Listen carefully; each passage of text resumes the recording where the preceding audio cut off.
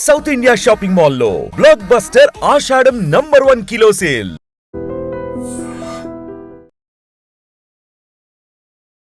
నమస్తే, welcome to I dream social spotlight with కవిత.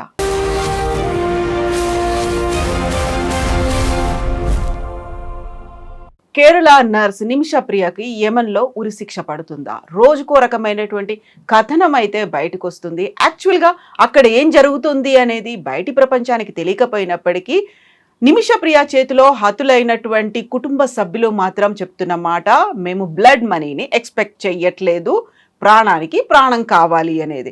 యాక్చువల్గా ఇక్కడ ఏ యాంగిల్లో తప్పు ఉంది, ఎవరి వైపు తప్పు ఉంది, ఏం జరగాల్సినటువంటి అవసరం ఉంది? మనతో పాటుగా ఉన్నారు యాక్టివిస్ట్ కృష్ణకుమారి గారు. అమ్మ నమస్తే. నమస్తే. నిమిష ప్రియ గురించి మొన్న మనం మాట్లాడుకున్నామమ్మ. కరెక్ట్గా 16వ తారీఖు తనకు ఉరి తీస్తారు అనుకున్నప్పుడు కొన్ని రోజులు పోస్ట్పోన్ అయింది, వాయిదా పడింది, రద్దు మాత్రం కాలేదు. బట్ ఫ్యామిలీ మెంబర్స్ దగ్గర నుంచి మాత్రం డిఫరెంట్ వర్షన్స్ వినిపిస్తున్నాయి. మన ఇండియన్ మీడియానేమో వాళ్ళు డబ్బులు అడిగారు అని మనం చెప్తున్నాము అనే మాట, వాళ్ళు దాన్ని యాక్సెప్ట్ చేయట్లేదు అనేది. ఇప్పుడు డిప్లొమాటిక్ ఇష్యూస్ అయితే అది సాల్వ్ అయ్యే సమస్య లేదు అక్కడ, ఎందుకంటే యమన్లు ఉన్నారు, హౌతీలు ఉన్నారు కాబట్టి. ఎక్కడ లోపం ఉంది అనేది మాట్లాడుకుంటే 5,000 మంది జైళ్ళలో ఉన్నారు కదా, ఓన్లీ నిమిష ప్రియ గురించి ఎందుకు మాట్లాడుకుంటున్నారు అనే వాళ్ళకి ఏం చెప్తారు మీరు? అంటే ఇప్పుడు ఎలా ఉంటుందంటే, న్యాయం చాలామందికి కావాలి, అర్హులు కూడా అనుకున్నా వాళ్ళ గురించి గొంతెత్తే వాళ్ళు లేకపోతే వాళ్ళ అనామకుల్లో జైళ్ళల్లోనే చనిపోతారు. ఇప్పుడు ఈ నిమిష ప్రియ గురించి వాళ్ళ అమ్మ జరిగిన దగ్గర నుంచి ఇప్పటి వరకు ప్రయత్నం చేస్తూనే ఉంది. ఇప్పటికీ వాళ్ళ అమ్మ యమన్లోనే ఉంది. ఆమె ఉండి చాలా చాలా ప్రయత్నం చేస్తుంది. పైగా ఆమె చేసిన కృషికి ఫలితంగా సేవ్ నిమిష ప్రియ ఇంటర్నేషనల్ ఆర్గనైజేషన్ అనేది ఒకటి వచ్చింది. అంటే ఒక సంఘటితమైన ఒక శక్తి ఇక్కడ పనిచేస్తుంది. మరి మిగతా వాళ్ళకి అది పనిచేయట్లా. ఇప్పుడు ఇక్కడి నుంచి కూడా గల్ఫ్ వెళ్తారు, తెలంగాణ నుంచి కూడా. మనకి గల్ఫ్ వాళ్ళ కోసం అని చెప్పి కొంత నిధి కూడా ఉంది. వాళ్ళు ఏదైనా కారణాల చేత అక్కడ ఇరుక్కుపోతే వాళ్ళని రప్పించడానికి వెనక్కి, వాళ్ళ అనారోగ్యం అయితే వాళ్ళ ఆరోగ్యానికి సంబంధించి సపర్యలు ఏమైనా చేయడానికి, లేదు ఆ ఫ్యామిలీ చాలా దీన స్థితిలో ఉంటే వాళ్ళకి సపోర్ట్ చేయడానికి ఉన్నది. అట్లాగే మరి అన్ని దేశాలకి సంబంధించి కూడా ఉండేటట్లుగా ఒక రాజకీయమైన ఏమంటాం దాన్ని, ఒక ప్లాట్ఫామ్, పొలిటికల్ విల్ ఉండాలి. ఆ పొలిటికల్ విల్లు లేకపోతే, ఆ రాష్ట్రాల్లో ఆ పొలిటికల్ విల్లు లేకపోతే వాళ్ళు పై వాళ్ళని చెప్పలేరు. ఇప్పుడు తెలంగాణలో ప్రాబ్లం ఉంది అంతర్జాతీయంగా తెలంగాణ వాళ్ళకి. అప్పుడు తెలంగాణ వాళ్ళు ఏం చేస్తారు, కేంద్ర ప్రభుత్వము విదేశాంగ శాఖ మంత్రి మీద ఒత్తిడి తీసుకొస్తారు. వాళ్ళు ఒత్తిడి తీసుకొస్తే ఆయన ఆ ఎంబసీతో మాట్లాడి చేస్తారు. అలా కాకుండా తెలంగాణ వాళ్ళు వెళ్ళి ఆ ఫారిన్ ఎంబసీకి డైరెక్ట్గా మాట్లాడలేరు. మనదేంటంటే ఛానల్ ప్రకారం వెళ్ళాల్సిన, అంచెలంచెలుగా వెళ్ళాల్సిందే. మరి ఈ పరిస్థితుల్లో మిగతా వాళ్ళందరికీ ఎందుకు పట్టించుకోవట్లేదు అంటే, వాళ్ళకి ఎవరు అడిగే దిక్కు దివాణం లేరు. ఇప్పుడు ఏదైనా చాలా బాగుంటే విదేశాలకి వెళ్ళే వాళ్ళు కూడా ఉన్నారు, హై ప్రొఫైల్ వాళ్ళు ఉన్నారు, డాక్టర్లు, ఇంజనీర్లు అట్లా వెళ్ళే వాళ్ళు ఉన్నారు. వాళ్ళు ఎలా వెళ్తారు అంటే, అక్కడున్న చట్టాలని, అక్కడున్న రూల్స్ రెగ్యులేషన్స్ని తెలుసుకుంటారు, స్టడీ చేస్తారు. వాళ్ళు స్టడీ చేసి దానికి తగ్గట్లు ఉంటారు. ఒకవేళ తప్పు చేయాల్సి వస్తే కూడా ఎట్లా బయటపడాలో ఆలోచించుకుంటారు వాళ్ళు. కానీ ఎవరైతే పూర్ పీపుల్ ఉంటారో, నిరుద్యోగులు, ఈ చదువుకోని వాళ్ళు, ఇట్లాంటి వాళ్ళు ఎవరైతే ఉంటారో వాళ్ళు అక్కడికి వెళ్ళిన తర్వాత ఇరుక్కుపోయే పరిస్థితి ఉంటుంది. అప్పుడు వాళ్ళు దేవుడి మీద భారం వేసి గాల్లో దీపంలాగా ఉండవలసిందే. ఇప్పుడు ఈ నిమిష ప్రియ విషయంకి వచ్చేసరికి కేరళ నుంచి వెళ్ళింది ఈవిడ, యమన్ వెళ్ళింది, తను భర్త వెళ్ళారు. వాళ్ళకు ఒక పాప పుట్టింది. అయితే లేదు అంటే పాపని తీసుకునే వెళ్ళారు. అయితే వీళ్ళకి ఆ యమన్ చట్టాల గురించి పెద్దగా అవగాహన లేదు. ఏదో వెళ్ళామా, ఉద్యోగం చేసామా, అక్కడ ఎక్కువ జీతం వస్తుంది కాబట్టి, అకామిడేషన్ ఇస్తారు కాబట్టి ఎక్కువ డబ్బులు దాచుకోవచ్చు, జీవితంలో త్వరగా స్థిరపడవచ్చు అని వెళ్ళారు వీళ్ళు. సరే, అక్కడేవో యుద్ధ వాతావరణం ఉండేసరికి భర్త ఏం చేశాడంటే, ఈమెది మంచి ఉద్యోగం కాబట్టి భర్తకు పాపనిచ్చేసేసి కేరళ పంపించింది. పంపించి ఆమె అక్కడ అతనితోటి కలిసి వ్యాపారం చేయడం, హాస్పిటల్ పెట్టడం వల్లే కదా ఈ గందరగోళం అంతా వచ్చింది. నేను ఇంతవరకు నిమిషప్రియది తప్పని నేను మాట్లాడను. కానీ ఆ తరువాత అతనికి ఆమెకి చెడిన తరువాత, అంటే అతను కొంచెం ఈమె వేరే దేశస్తురాలు, ఈమెకి భాష రాదు, ఈమెను ఏమైనా నేను ఆడించగలను అనే ఉద్దేశంతో ఆ అమ్మాయిని బాగా ఇబ్బంది పెట్టాడు. ఇప్పుడు ఏదో అంటారు చూడండి, గదిలో పిల్లిని పెట్టి కొడితే కూడా ఫుల్ అవుతుంది అని. అట్లా ఈ అమ్మాయి కూడా ఏమైనా సరే ఇక్కడి నుంచి నేను వెళ్ళిపోవాలి, ఒక ఊపిరాడని పరిస్థితి వచ్చింది ఆ అమ్మాయికి. వెళ్ళిపోవాలనుకుంది. వెళ్ళిపోవటానికి ఒక పథక రచన చేస్తే అది కాస్త వికటిస్తే ఇప్పుడు వెళ్ళి జైల్లో కూర్చుంది. ఈలోపు ఆమె పోలీస్ స్టేషన్ తలుపు కూడా తట్టింది. ఎందుకు? నా పాస్పోర్ట్ తీసేసుకున్నాడు, నా పాస్పోర్ట్ ఇవ్వట్లేదు, నా పాస్పోర్ట్ నాకు ఇచ్చేసేస్తే నేను మా దేశం వెళ్ళిపోతాను అని చెప్పి ఆమె అడిగితే ఇతను వచ్చి ఈమె మీద దొంగతనం నేరం ఆపాదించి ఈమెను 16 రోజులు జైల్లో ఉండేటట్లు చేశాడు, పోలీస్ కస్టడీలో ఉండేటట్లు చేశాడు. బయటకు వచ్చిన తర్వాత ఆమెకి ఏమనిపించింది, ఇంకా మనం ఆమె ప్లేస్లో వెళ్ళి కూర్చుని ఆమె షూస్లో కాళ్ళు పెడితే మనకు అర్థమవుతుంది. ఆమె మానసికంగా ప్రిపేర్ అయిపోయింది, నేను ఇక్కడి నుంచి వెళ్ళిపోవాల్సిందే అని. అతను వెళ్ళనివ్వట్లేదు, పైగా పాస్పోర్ట్ కూడా దగ్గర పెట్టుకున్నాడు. అంటే ఎట్లయినా వెళ్ళిపోవాలంటే పాస్పోర్ట్ లేకుండా ఎట్లా వస్తుంది ఆ అమ్మాయి, ఇండియాకి ఎట్లా వస్తుంది? ఇది ఆ అమ్మాయి కండిషన్ ఆ రోజు. ఈ కండిషన్ని ఒక జడ్జి కనుక ఆలోచించగలిగితే, ఇప్పుడు మనకులాగా, ఇప్పుడు ఆమె కేరళ మన దేశం కాబట్టి నేను ఇలా మాట్లాడుతున్నానని కాదు, ప్రపంచంలో ఎక్కడైనా సరే ఇది ఆడవాళ్ళకి జరిగినా మగవాళ్ళకి జరిగినా, ఇప్పుడు కొంతమంది మగవాళ్ళకు కూడా ఈ గల్ఫ్కి తీసుకెళ్లే ఏజెంట్లు వీళ్ళు పాస్పోర్ట్లు వాళ్ళ దగ్గర పెట్టేసుకొని ఎంత దారుణంగా వాళ్ళని ఇబ్బంది పెడతారో ఇంక మనం చెప్పుకోక్కర్లా. ఇక వాళ్ళు ఎందుకంటే అక్కడ వాళ్ళు ఉద్యోగం చేస్తే ఆ వచ్చే డబ్బుల్లో వీళ్ళకి కమిషన్ వస్తుంది కాబట్టి వాళ్ళనంత దరిద్రమైన పరిస్థితుల్లో పెడతారు. మరి అలాంటప్పుడు వాళ్ళకి గనక ఒక్క ఛాన్స్ ఏదన్నా దొరికిందనుకోండి, దొరికితే బయటికి రావాలని చూస్తారు. మనం ఇలాంటి సంఘటన ఒకటి, రాక్షసుడు అని చిరంజీవి సినిమా ఉంది ఒకటి, పిల్లలందరినీ తీసుకొని ఒక దీవికి తీసుకెళ్ళిపోయి ఓ దీవిలో పెట్టి వాళ్ళతో పనులు చేయిస్తూ ఉంటారు. ఆ దీవి నుంచి బయటపడడానికి ఒక ముసలాయన చేసే ప్రయత్నం, ఆ ముసలాయనకి ఒక వయసులో ఉన్న అతను ఇచ్చే సహకారం, ఒకానొక పరిస్థితుల్లో వాళ్ళు పట్టుకోవడానికి వస్తారు అన్నప్పుడు నేను ఎలా అయినా చచ్చిపోతాను, నువ్వైతే వెళ్ళిపో అని చెప్పి నీలాంటి వాడు బతుకుంటే నలుగురిని రక్షిస్తాడు అని చెప్పి పంపిస్తాడు. ఇట్లా మనం అది ఒక సినిమాలో చూస్తున్నామని కాదు, ఒకళ్ళని బానిసలుగా చూసే మనుషుల మనస్తత్వము లో వాళ్ళు ఎవరైతే కష్టపడుతున్నారో వాళ్ళకే తెలుస్తుంది ఆ బాధ. ఇప్పుడు అలాంటప్పుడు ఆమె పరిస్థితిని ఆమె వైపు నుంచి మనం గనక సమస్యను చూస్తే గనక, ఆమెకి దిక్కు తోచకే చేసింది, ఇలా జరుగుతుందని చేయలేదు, జరిగిన తర్వాత ఇంకా ఆమె బయటపడటం కోసం ఇలా చేసింది అనేవి ఎన్నో మనకు అర్థమవుతాయి. అందుకని ఈ రోజుకి నాకు అనిపించేది ఏంటంటే 2017లో నుంచి ఇప్పటి వరకు జైల్లో ఉంది కదా, ఇంతకంటే శిక్ష ఏం కావాలి? ఆమెను వదిలిపెట్టడం కరెక్ట్. మరి మీరు అన్నారు ఇందాక ఇంకో 5,000 మంది ఉన్నారు కదా, వాళ్ళ సంగతి ఏంటి?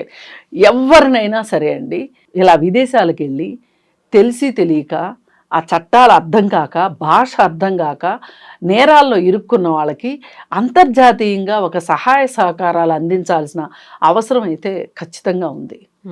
ఇవాళ ఒకప్పుడు ఇట్లాంటి పరిస్థితులు వస్తే ఎవరైనా సరే మా దేశంలో మేము ప్రయత్నం చేసాం, మా దేశం సుప్రీంకోర్టుకి వెళ్ళాం, పని కాలేదు, అంతర్జాతీయ న్యాయస్థానంకి వెళ్తాము అని చెప్పి అంతర్జాతీయ న్యాయస్థానాల్లో కేసులు వేసి మానవతా దృక్పథంతో న్యాయం పొందిన వాళ్ళు చాలామంది ఉన్నారు. ఇవాళ అసలు ఇలాంటివన్నీ ఏమైపోయినాయో. ఇప్పుడు ఐక్యరాజ్య సమితి ఉందండి, ఇవాళ అసలు ఐక్యరాజ్య సమితి గురించి ఎవరు మాట్లాడుకుంటున్నారు? కాకుండా అక్కడ యమన్లో ఉన్నటువంటి కండిషన్స్ చూస్తే ఉన్నటువంటి ఆ ప్రభుత్వాన్ని పక్కకు తోచారు, ఇక్కడ ఉన్నటువంటి టెర్రరిస్టులేమో ఆక్యుపై చేసుకున్నారు, ఆ సనాలో వాళ్ళదే అధికారం ఆధిపత్యం ఎవరు గుర్తించట్లేదు ఆ ప్రభుత్వాన్ని, అక్కడ టెర్రరిస్టులు ఉన్నారు కాబట్టి. కరెక్టే, ఈ ప్రాబ్లమ్స్ అన్నీ ఉన్నాయి, నేనేమి కాదనట్లేదు. అయినా కానీ ఒక సుప్రీం పవర్ అనేది ప్రపంచంలో అందరికీ కలిపిన ఒక సుప్రీం పవర్ అనేది ఉండాలి. అదే నేను అనేది అంతర్జాతీయ న్యాయస్థానం అనేది. ఈ అంతర్జాతీయ న్యాయస్థానం ఐక్యరాజ్య సమితి కింద పనిచేస్తూ ఉంటుంది. మరి ఐక్యరాజ్య సమితి ఎందుకు ఇవాళ ఏమి చావలేకోకుండా ఉండిపోయిందా? ఎంత టెర్రరిస్టులైనా సరే వాళ్ళతోటి నెగోషియేట్ చేయలేకపోతున్నారా? ఏం జరుగుతుంది అసలు? వాళ్ళని మేము గుర్తించట్లేదు దౌత్యపరంగా అని చెప్పి వేరే దేశాల వాళ్ళు అంటున్న మాట వాస్తవం. కానీ అలాంటి అటవిక ప్రభుత్వాన్ని ఎలా సహిస్తున్నారు అంటే ఇవాళ ఏ దేశంకి ఆ దేశము వాళ్ళకున్న సమస్యలతోటి ఆ పక్క దేశం గురించి పట్టించుకోకుండా, అసలు ఒక కలెక్టివ్ వర్క్ గురించి ఆలోచించుకోకుండా ఎవరి కొంపల వాళ్ళు పడి వస్తున్నారేమో. ఇప్పుడు మామూలుగా మన సమాజం ఎట్లా తయారైందో దేశాల పరంగా కూడా అలాగే అయిపోయిందేమో అనిపిస్తుంది. ఒక పక్కన అంతర్యుద్ధాలు ఉన్నాయి, ఇంకో పక్కన మిలిటరీలేమో స్వాధీనం చేసుకుంటున్నాయి, ఇంకో పక్కన టెర్రరిస్టులు ఉన్నారు, మళ్ళీ చుట్టుపక్కల ఉన్నటువంటి నైబరింగ్ కంట్రీస్ ఎప్పుడేం అటాక్ చేస్తాయో తెలియని కండిషన్లో ఉంది. సో మనల్ని మనం ప్రొటెక్ట్ చేసుకోవాలి అంటే మన డిఫెన్స్ సిస్టమ్ని ఇంకా డెవలప్ చేసుకోవాలి అనే దాంట్లో ఉన్నాము. అది ఎవరికి వాళ్ళ ఆత్మరక్షణలో పడ్డారు తప్పితే మనకంటే నిస్సహాయాలు ఎవరైనా ఉన్నారు, న్యాయం కోసం న్యాయం అవసరమైన వాళ్ళు ఉన్నారు, హక్కుల ఉల్లంఘన జరుగుతుంది అన్నప్పుడు పట్టించుకునే వాళ్ళు లేరు అనిపిస్తుంది వాళ్ళ. ఇప్పుడు లేదంటే ఈ ఘటన గురించి, ఈ ఘటనే కాదు, ఇప్పుడు ఏ దేశాల నుంచి అయినా వేరే దేశాల నుంచి వచ్చి ఆ దేశాల్లో ఖైదీలుగా ఉన్నారనుకోండి, జైళ్ళల్లో ఉన్నారు, యుద్ధ ఖైదీలు కావచ్చు, మామూలు నేరాల్లో ఉన్న ఖైదీలు కావచ్చు, ఖైదీలుగా ఉన్నారనుకోండి, వాళ్ళ గురించి ఏదైనా ఒక సిస్టమ్ పనిచేయాల్సిన అవసరం ఉంది. నేను అనేది అది. ఇప్పుడు మన ఊర్లో ఏదైనా ఒక సమస్య వచ్చింది అనుకోండి, వేరే ఊరు అబ్బాయిని మన ఊర్లో బంధించారు ఏదైనా ఒక కారణం చేత, ఆ ఊరు నుంచి పెద్ద మనుషులు వస్తారా? రారా? వచ్చి ఏం జరిగింది ఏంటి, మా వాడిది తప్పే, అయిపోయింది ఏదో అయిపోయింది, ఇంకెప్పుడు మీ ఊరు వంక చూడ్డు, అతను వదిలిపెట్టండి అంటే వదిలిపెడతారా? వదిలిపెట్టరా? సేమ్ ఇదే కదా. మనం ఏంటంటే ఒక చిన్న స్థాయిలో మాట్లాడుకుంటున్నాం, పెద్ద స్థాయిలో అయినా జరిగేది ఇదే కదా. డిప్లొమాటిక్ ఇష్యూస్ అనేవి ఉంటాయి, అంబాసిడర్లు ఉన్నారు, ఎంబసీలు ఉన్నాయి, ఏం చేస్తాయి అనేది అదే చెయ్యాలి, వాళ్ళందరూ చెయ్యాలి. ఎందుకంటే ఇలాంటి రక్షణ వ్యవస్థ లేకపోతే అసలు ఇంకొక దేశం వెళ్ళాలంటే భయం వేస్తా, భయం ఏదా? ఉపాధి కోసం వెళ్తున్నారు, వలస వెళ్తున్నారు, వెళ్ళి అక్కడ బతికి ఏదో 4 రాళ్ళు సంపాదించుకుని స్వదేశానికి వద్దాం అనుకుంటున్నారు. ఇప్పుడు చాలామంది అండి నాకు తెలిసిన వాళ్ళు గల్ఫ్ కంట్రీస్ వెళ్తూ ఉంటారు కదా, వాళ్ళు వాళ్ళ ఎయిమ్ ఏంటో తెలుసా అండి? అక్కడ సంపాదించే డబ్బులతోటి ఇక్కడ ఏదో స్థలం కొనుక్కుంటారు, కొనుక్కొని దాన్ని కమర్షియల్ వాల్యూ వచ్చే స్థలాన్ని కొనుక్కుంటారు, రెంట్ వస్తుంది. ఆ రెంట్ మీద అక్కడి నుంచి వచ్చేసిన తర్వాత అక్కడ ఉండలేని పరిస్థితి, అంటే ఆరోగ్యం సహకరించనో లేకపోతే వయసు పైబడిపోయో లేకపోతే ఉద్యోగం పోయో వచ్చారనుకోండి, వాళ్ళకి మరి ఇక్కడ జీతాలు ఏముంటాయి? అందుకని ఆ అద్దెల రూపంలో చాలామంది ముస్లిమ్స్ నాకు అట్లా తెలుసు, సౌదీకి వెళ్ళే వాళ్ళు చాలామంది ఈ విధంగా ఇందుకే వెళ్తారు. అసలు వెళ్ళి ఇక్కడ కాస్త ఉపాధి, ఇక్కడ అంటే వాళ్ళ జీవన భృతికి కావాల్సింది తీసుకుంటారు. కేరళ నుంచి కూడా ఇట్లాగే వెళ్తారు, ఎక్కువ మంది కేరళ నుంచి గల్ఫ్ కంట్రీస్కి వెళ్తారు. గల్ఫ్ మనీ అంటారు, నర్సులుగా వెళ్తారు. అసలు వేరే దేశం ఎందుకు? హైదరాబాద్లో ఎంతమంది కేరళ నర్సులు లేరు? ఏదేమైనా ఏ దేశమైనా వెళ్ళదలుచుకున్నప్పుడు ఆ దేశ పరిస్థితుల్ని, ఆ దేశంలో ఉన్న చట్టాలని, రూల్స్ రెగ్యులేషన్స్ని కొంచెం స్టడీ చేసుకొని వెళ్ళాల్సిన అవసరం ఉంది అని అనిపిస్తుంది. ప్రభుత్వం కూడా విదేశాంగ మంత్రిత్వ శాఖ తరఫు నుంచి ఒక అవగాహన కార్యక్రమాలు కూడా అప్పుడప్పుడు పేపర్లో ఇస్తూ ఉంటాయి. టోల్ ఫ్రీ నెంబర్ ఇచ్చి మీకు ఏదైనా కష్టం వస్తే, మీరు ఏదైనా దేశం వెళ్ళాలి అనుకుంటే ఇక్కడ మీకు ఆథెంటిక్గా సమాచారం ఇవ్వబడుతుంది, ఏజెంట్లను నమ్మకండి అని చెప్పి కూడా పేపర్లు అప్పుడప్పుడు వస్తూ ఉంటాయి. ఇట్లాంటిది మనం ఫాలో అవ్వాల్సిన అవసరం ఉంది. ఏది ఏమైనా నిమిషప్రియని వాళ్ళ అమ్మ చేస్తున్న పోరాటం చూస్తుంటే నాకు, ఒకప్పుడు ఆయేషా మీరా కోసం వాళ్ళ అమ్మ పోరాటం చేసింది, ఆ రోజు నుంచి ఈ రోజు వరకు అలుపెరగకుండా పోరాటం చేస్తుంది. వీళ్ళ అమ్మ కూడా అంతే. ఇప్పుడు ఈమె నిమిషప్రియ అమ్మ ప్రేమకుమారి, ఆమె అసలు ఇప్పటికి వాళ్ళ తల్లిదండ్రులను వెళ్ళి కలిసింది. ఇప్పుడు అబూబకర్ అని చెప్పి ఒక ఆయన ముఫ్తీ, గ్రాండ్ ముఫ్తీ 95 years ఆయన మాట్లాడారు. ఇంతమంది మాట్లాడిన వాళ్ళంతా ఇప్పుడు పోనీ వాళ్ళకి అర్థం కావట్లేదా వాళ్ళ అబ్బాయి చేసిన మోసము? ఈ అమ్మాయి రెండో వాళ్ళ వాయిస్ కూడా అర్థం చేసుకోవాలి కదా. అంటే అంత మూర్ఖంగా ఉన్న ప్రదేశాలకి వెళ్ళొద్దు అనేది అసలు మొదట ప్రాథమికంగా నేను చెప్పదలుచుకున్నాను. ఇప్పుడు ఏమనిపిస్తోందమ్మా మీ అనాలిసిస్ని బేస్ చేసుకొని చూస్తే, అది వాయిదా పడింది, రద్దు కాలేదు. ఒకవేళ కనుక వాళ్ళు క్షమాభిక్ష అయినా ఆఫర్ చేసినప్పటికి కూడా జీవిత ఖైదు అయినా ఉంటుంది, జైలు శిక్ష అనుభవించాల్సినటువంటి పరిస్థితులు ఉన్నాయి అనేది కదా ఇప్పుడు అక్కడ ఉన్నటువంటి షరియానో ఇంకో లా ప్రకారం బట్టి చూస్తే. ఇప్పుడు వాళ్ళంతా చట్టాలు చట్టాలు అంటున్నారు కదా, ఆ చట్టాల్లోనే బ్లడ్ మనీ కూడా ఉంది. మరి అదెందుకు వినరు? అంటే వాళ్ళకి ఇష్టమైందే వింటారా వాళ్ళు మూర్ఖంగా? ఇంత మూర్ఖత్వం ఉంటే ఎట్లా? ఇప్పుడు అసలు ఇలాంటి బ్లడ్ మనీ అనేది ఒకటి ఉందని ఈ కేసు వల్లే ఫస్ట్ టైం తెలిసింది అందరికి. ఎలాగో ఉంది కదా మీ దగ్గర, ఉన్నప్పుడు తీసుకుని వదలొచ్చు కదా. అదే అబ్బాయి ఏదైనా యుద్ధంలో చనిపోయాడు అనుకోండి, సపోజ్ అనుకుందాం, ప్రభుత్వం ఇచ్చిన నష్టపరిహారాన్ని తీసుకుంటారుగా. ఇప్పుడు మీ చట్టంలో కూడా లేదు అనుకోండి, చట్టం ఏం చెప్తే అది అన్నారనుకోండి, న్యాయస్థానానికి వదిలిపెట్టవచ్చు. కానీ ప్రాణానికి ప్రాణము అనే దానికి కూడా ఒక మినహాయింపు ఉంది. దాన్నైనా వాళ్ళు వినాలి కదా. లేదు, వాళ్ళు వినట్లేదు, వినిపించాలి కదా. ఇప్పుడు అబూబకర్ లాంటి 95 ఏళ్ళ ఆయన కూడా ప్రయత్నం చేస్తే కూడా వాళ్ళు కరగట్లేదు అంటే వాళ్ళ మూర్ఖత్వాన్ని ఎంతవరకు మనం అర్థం చేసుకోవచ్చు. ఇప్పుడేమి ఈ అమ్మాయి నిమిషప్రియ ఏమి ముస్లిం కాదు కదా, అబూబకర్ ఎందుకు పట్టించుకున్నాడు? ఒక మానవతా దృక్పథంతోనే కదా. పెన్ డ్రైవ్ విజయ్ అడుగుతున్నాడు, అందరూ అడుగుతున్నారు. మరి అడుగుతున్నప్పుడు ఇక్కడ ఒకటే కోణం, ఆమె డైరెక్ట్గా మర్డర్ చేయలే కదా, ఇది వాస్తవం కదా. డైరెక్ట్ ఇంటెన్షన్ లేదు, ఇంటెన్షనల్గా చేయలే. అతను చేసిన దాని నుంచి రక్షించుకోవటానికి చేసింది. ఆ కోణంలో అయితే మట్టుకు ఆ అమ్మాయికి శిక్ష రద్దు చేయాల్సిందే. పైగా ఇన్ని సంవత్సరాలు జైల్లో ఉంది కాబట్టి, పైగా అంతకుముందు కూడా అమ్మాయి ఒక కంప్లైంట్ ఇచ్చింది, ఇది అస్సలు మనం మర్చిపోకూడదు.